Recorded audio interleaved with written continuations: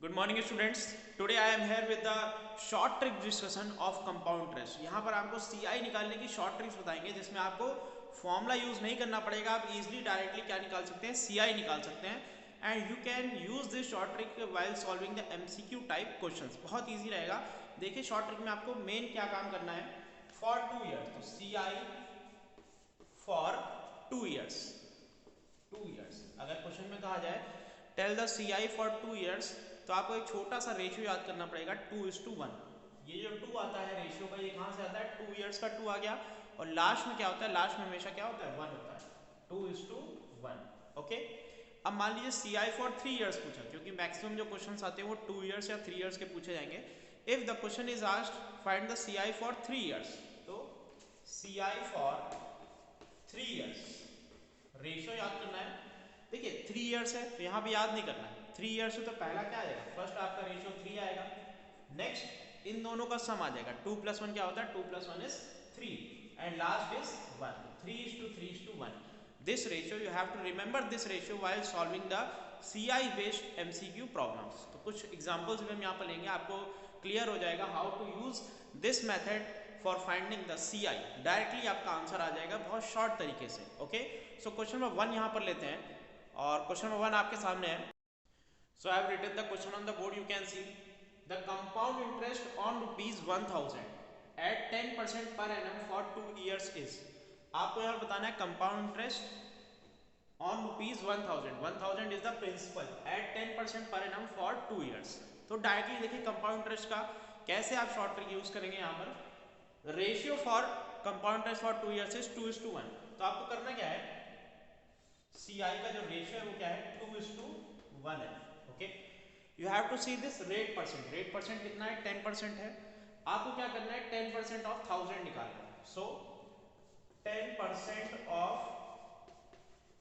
1000, what is the 10% of 1000, you can find, you will get 100 rupees 100। ये आ गया। Okay. अब 2 year से तो 2 बार निकालना पड़ेगा। अब इस 100 का 10% निकालिए। 10% of 100, so 10% of 100 you will get, 10% of 100 is 1।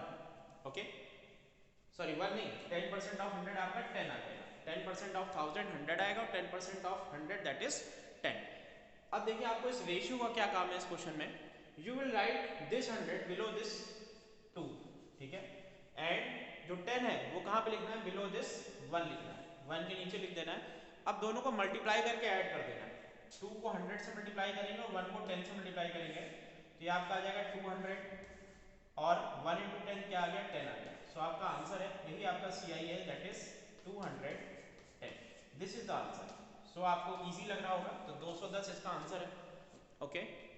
I am telling again, आपको क्या देखना है, यहाँ पर रेट देखना है। Rate is 10% and principal is ₹1000। तो यहाँ पे 2 ईयर्स था, सो पहले आपको 10% ऑफ 1000 निकालना है, सो इट विल बी 100। दोबारा फिर 100 का 10% निकालना है। Okay.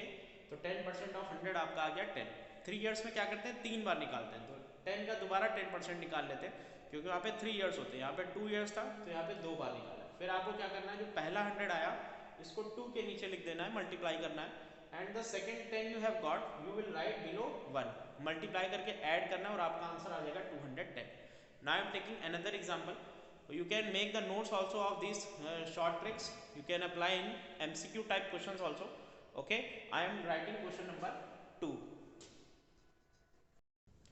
So students, I am here with the another question, and the question is the compound interest on rupees 5000 at 20% per annum for 1.5 years. यहाँ पे टाइम 1.5 years हो गया। Okay. Compounded half yearly.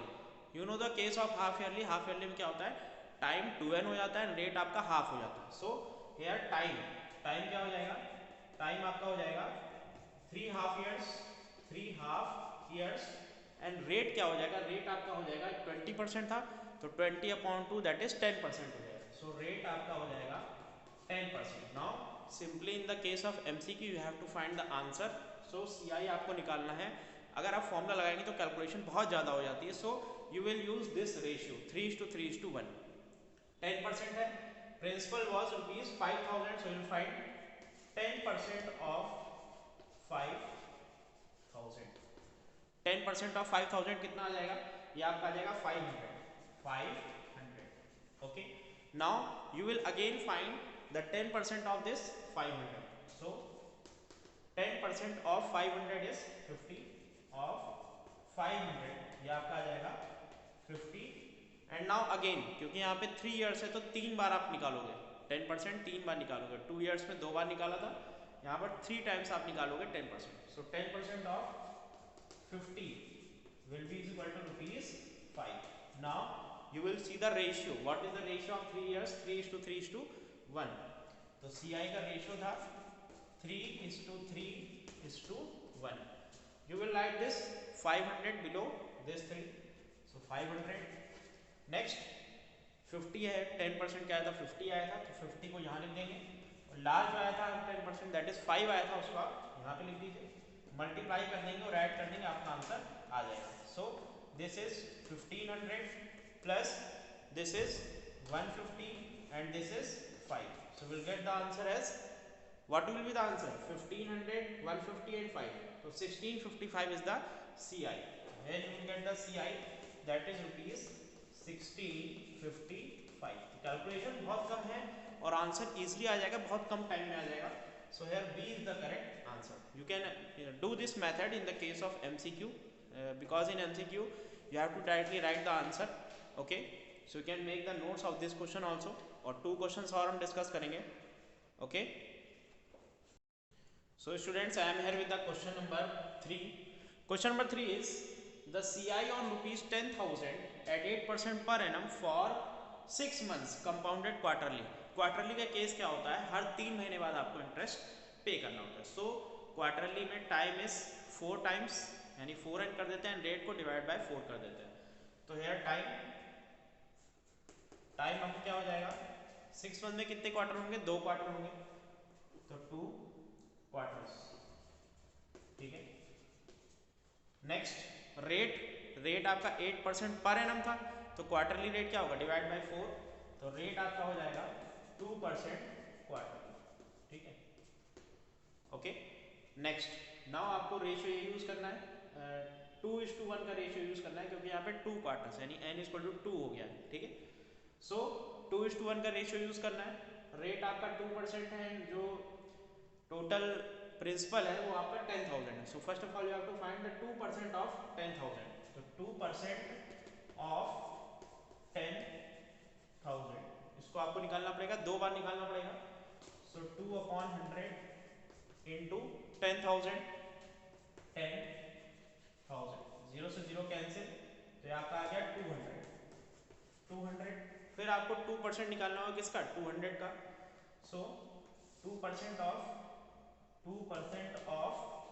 200 you will get 2 to the 4 rupees 4. ये आ जाएगा 2% of 200 क्या आ जाएगा, rupees 4 आ जाएगा. Now आपको पता है, you know the ratio 2:1 for 2 years होता है 2:1. तो 2 क्वार्टर्स है एंड केवल यहाँ पे 2 है, so will use the ratio 2:1. So first of all 200 you will write below 2. सो 200 के नीचे 2 लिख दिया और 1 के नीचे क्या लिख दिया, 4 लिख दिया. मल्टीप्लाई करेंगे, ऐड करेंगे, आंसर आ जाएगा CI, that is 200 to the 400 plus 4, यानी आंसर आपका आ गया 404. मान लीजिए in case you have to find the amount. So this is the CI and this is the principal. You will add, so you will get the answer 10,404. But in this question you have to find the CI, so your answer is 404. Okay, so C answer is correct. Like this you can solve all the problems related to CI. MCQ based problem आप इस method को लगा सकते हैं, बहुत easy method है, जल्दी answer आ जाएगा. 5 से 10 सेकंड लगेंगे आपको, जब प्रैक्टिस हो जाएगी 5 से 10 सेकंड में आपका आंसर आ जाएगा. एक और क्वेश्चन लेते हैं, थोड़ा सा जहाँ पे डिफिकल्ट हो जाएगा कैलकुलेशन करना. ओके, सो स्टूडेंट्स, ये आपके एग्जाम्पल का क्वेश्चन है. इन दिस, ये फॉर्मूले से किया गया पर हम इसको आपको रेशियो से करके बता रहे हैं in the shortcut method. The CI on rupees 12,500 for 3 years at 10% per annum compounded annually is. You have to find the CI. While using formula, first of all you have to find the amount. A is equal to P into 1 plus R upon 100 की power n. Then you subtract principal from the amount, then you get CI. Now with this method you can directly find the CI. Okay, so rate is 10%, so R is 10% and principal is rupees 12,500 and time is 3 years, so you have to find 10% 3 times. So 10% of 12,500. How much you will get? 10% of 12,500 you will get 1250 is equal to rupees 1250. ये आपका आ गया. 3 बार निकालना है 10%. Next value आप find करेंगे 10% of 1250. 1250. So you will get rupees 125. Now again you will find the 10% of 125. So 10% of rupees 125 you will get as 12.5. ये आ गया. Okay. Now we will come back to the ratio. Ratio is 3:3:1. अब आपको पता करना है क्या ये 3 साल तक लगता है? नहीं, 3 से ज़्यादा ईयर्स होंगे तो भी ये रेशियो लग जाएगा. कैसे? आप पहला क्या लिखेंगे? पहला जैसे 4 ईयर्स का है तो 4 लिखेंगे, उसके बाद इन दोनों का सम लिखेंगे, फिर इन दोनों का सम लिखेंगे, फिर लास्ट में 1 लिख देंगे. आपके सिलेबस में 2 ईयर्स या 3 ईयर्स मोस्ट कॉमनली पूछा जाता है, इसलिए हमने 2 ईयर्स और 3 ईयर्स ही लिया है यहाँ पर. नाउ 3 के नीचे कौन सा आएगा? 1250 आ जाएगा, तो 3 × 1250. फिर नेक्स्ट 3 के नीचे 125. Now below 1 you will write 12.5. You will multiply and add, you will get the CI. That will be the final answer.